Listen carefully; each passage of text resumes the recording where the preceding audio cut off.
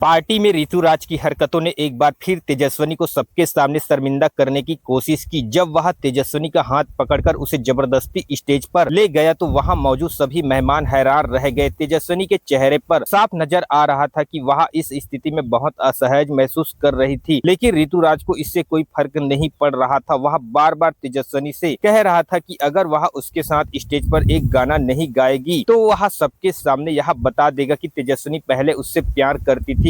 और उसने पैसे और आराम की लालच में नील से शादी की। तेजस्विनी ने ऋतुराज की बातें सुनकर भी धैर्य नहीं खोया और बहुत ही सख्ती से जवाब दिया, जो कुछ भी ऋतुराज बोल रहा है वह सब झूठ है और अगर वह चाहता है तो सबको बता सकता है, लेकिन वह उसके किसी भी डराने वाले शब्द से नहीं डरती। लेकिन जब ऋतुराज ने फिर से उसे मजबूर किया कि वह उसके साथ स्टेज पर गाना गाए और तेजस्विनी ने इनकार कर दिया, तब ऋतुराज तेजस्विनी की बेइज्जती करने की धमकी देने लगा। इतने में नील यह सब देखकर खुद को रोक नहीं पाया और सीधा स्टेज पर पहुंच गया और तेजस्विनी का हाथ पकड़कर सभी के सामने कह दिया कि यह मेरी पत्नी है और अगर इसे कोई जबरदस्ती स्टेज पर लाने की कोशिश करेगा तो मैं इसे बिल्कुल भी बर्दाश्त नहीं करूंगा। ऋतुराज को तेजस्विनी का हाथ छोड़ना ही पड़ा और वह खुद को सभी के सामने शर्मसार महसूस करने लगा, क्योंकि नील ने पूरे आत्मविश्वास और प्यार के साथ तेजस्विनी को वहां से ले जाकर सबको दिखा दिया कि वह तेजस्विनी की कितनी इज्जत करता है और उसके साथ मजबूती से खड़ा है। इस पूरे घटनाक्रम के बाद मेहमानों के बीच भी